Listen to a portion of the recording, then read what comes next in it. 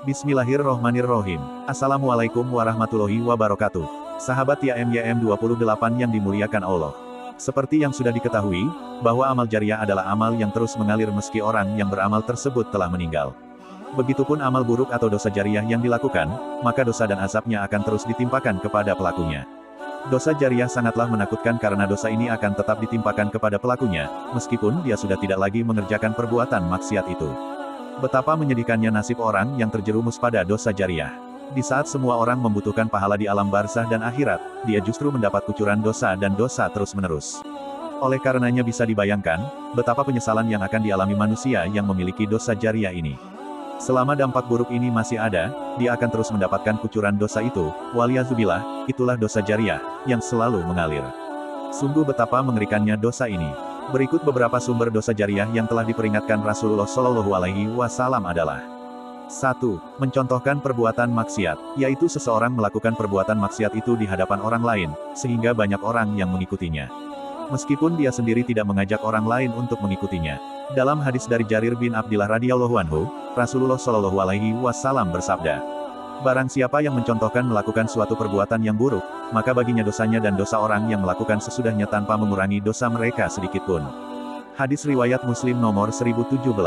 Padahal orang ini tidak mengajak lingkungan sekitarnya untuk melakukan maksiat yang sama dan juga tidak memotivasi orang lain untuk melakukan perbuatan dosa seperti yang dia lakukan. Namun orang ini melakukan maksiat itu di hadapan banyak orang, sehingga ada yang menirunya atau menyebarkannya. Hal ini pernah terjadi ketika anak Adam yang pertama kali membunuh, dia dilimpahi tanggung jawab atas semua kasus pembunuhan karena kezaliman di alam ini. Nabi Shallallahu Alaihi Wasallam bersabda, tidak ada satu jiwa yang terbunuh secara zalim, melainkan anak Adam yang pertama kali membunuh akan mendapatkan dosa karena pertumpahan darah itu. Hadis riwayat Bukhari dan Muslim. Maka, bisa dibayangkan, jika orang yang pertama kali mendesain pakaian yang mengumbar aurat seperti bikini, transparan, rok mini dan lainnya, kemudian dia sebarkan melalui media sosial, lalu ditiru banyak orang. Sekalipun dia tidak ngajak khalayak untuk memakainya, namun karena dia yang mencontohkan, kemudian banyak orang yang meniru, dia mendapatkan kucuran dosa semua orang yang menirunya, tanpa dikurangi sedikitpun. Tak jauh beda dengan mereka yang mengupload video porno atau cerita tidak senonoh di media sosial, kemudian banyak orang yang nonton atau membacanya, dan dengan membaca itu dia melakukan onani atau zina atau bahkan memperkosa, maka yang mengupload di media sosial akan mendapat aliran dosa dari semua maksiat dan akibat dari yang ditimbulkan karenanya. Termasuk juga para wanita yang membuka aurat di tempat umum, sehingga memancing lawan jenis untuk menikmatinya, maka dia mendapatkan dosa membuka aurat, ditambah dosa setiap pandangan mata lelaki yang menikmatinya.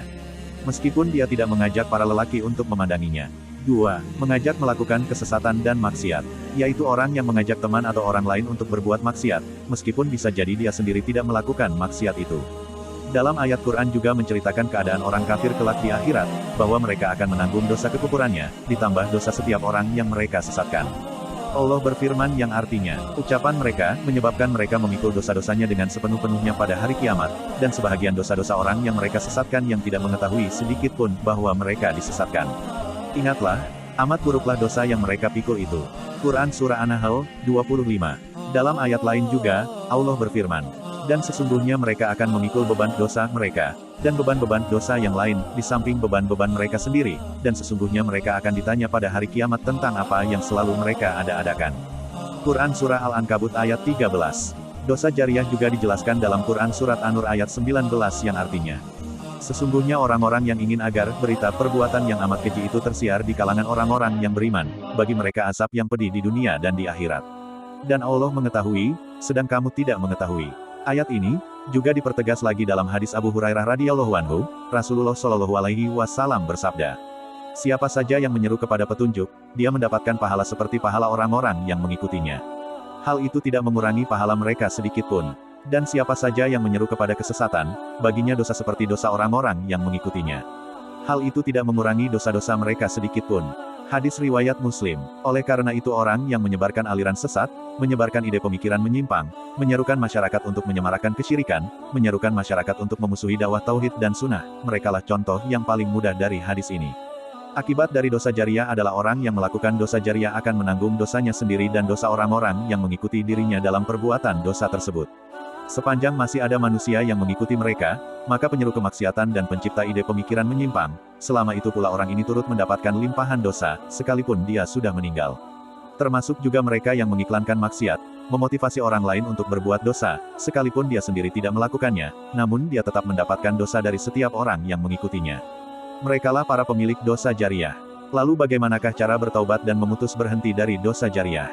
Bertaubat dari dosa jariah sebagaimana bertaubat dari dosa-dosa yang lain, yaitu bertaubat dengan taubat nasuha. Taubat yang tulus, jujur dan sungguh-sungguh. Jika ia bertaubat dan ikhlas, berusaha menghilangkan dosa yang ia ajarkan dan ia sebar, insya Allah akan diampuni oleh Allah. Berikut cara bertaubat dari dosa jariah di antaranya. 1. Bersungguh-sungguh dalam bertaubat. Menyesali apa yang telah berlalu. Dia merasa sedih dan menyesal atas kemaksiatan yang dia lakukan di masa lalu.